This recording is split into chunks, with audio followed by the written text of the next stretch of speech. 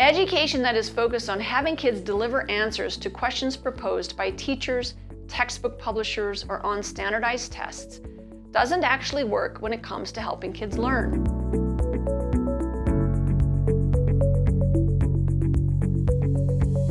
In other words, parent-teacher or publisher-directed inquiry isn't the way people learn. It is the way schools, classes, courses, and even textbooks are designed. But it's not actually the way anybody learns. At best, it is passive information delivery, but in and of itself doesn't really work to have students incorporate, absorb, understand, and later on use that information in novel situations, the very definition of learning something. What does work is helping kids ask and answer their own questions.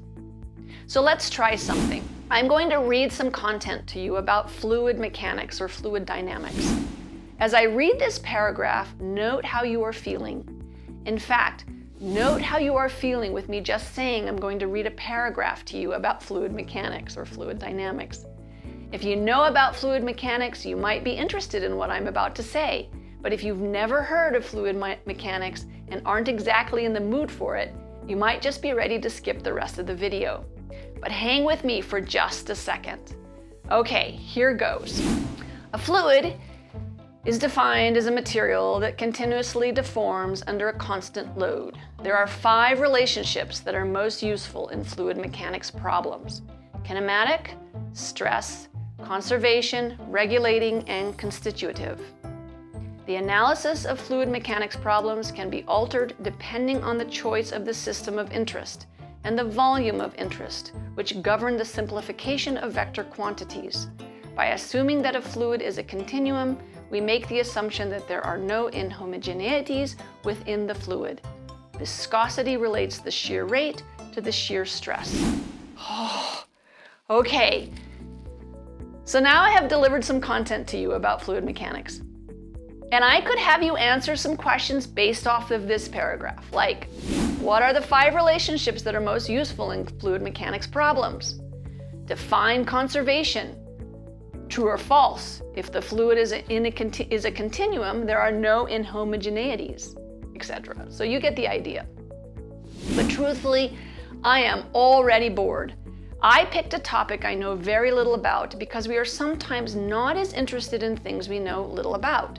Honestly, I don't care about kinematic or regulating phenomena or inhomogeneities at this point, and my brain is completely turned off of this topic.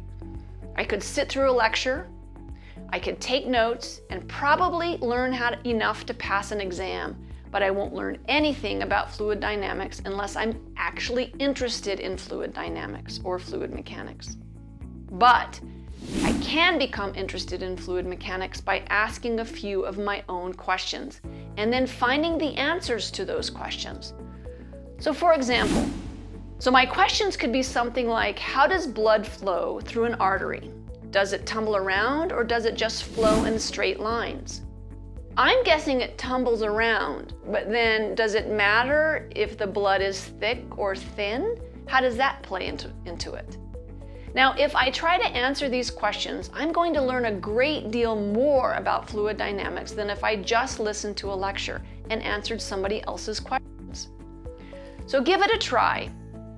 This week, take a few minutes and ask any question you have about fluids moving through a tube or fluids moving in the air, and make it a real question and see if you don't feel far more interested in fluid dynamics as a result. And this is why questions matter.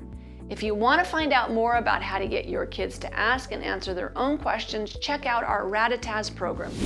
It's all about helping kids learn STEM subjects by asking and answering their own questions.